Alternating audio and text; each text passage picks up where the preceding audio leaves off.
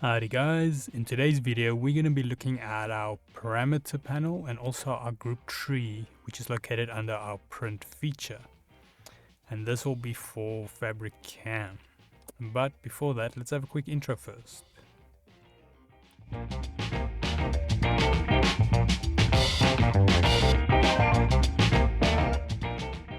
So today's video can be found on softwaretraining.co.za. We make short and easy to watch problem solving videos, and we also have daily updates. Otherwise, we're back into the actual tutorial here.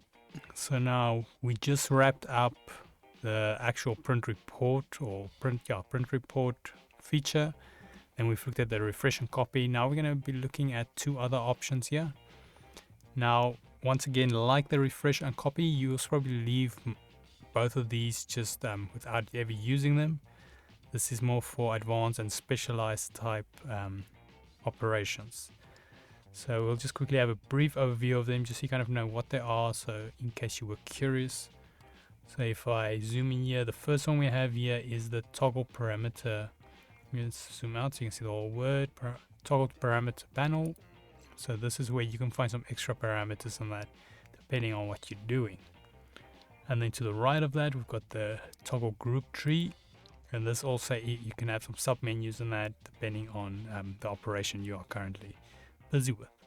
But most of the time you can just leave this. Quite frankly, if it is distracting you, you can just click the one that's highlighted and it will hide it here for you. So yeah, I've got a plain view just.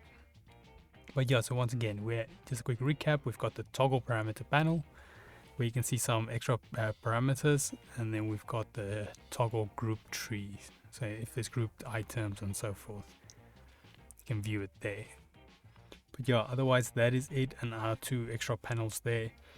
And like I say, most of the time you're just going to be leaving it, so don't have to worry about it too much.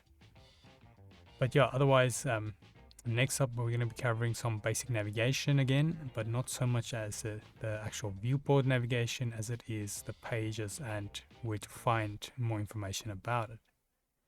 But before that, if we head here to softwaretraining.co.za, you guys will notice we've got a variety of different softwares we do cover, and you can also isolate your search here on the top right. If you do not, however, find the training videos you're looking for, just simply go here, request a training video, fill in the mini form, and then we'll do our best to try and make that for you. But otherwise, thanks guys for watching, and cheers.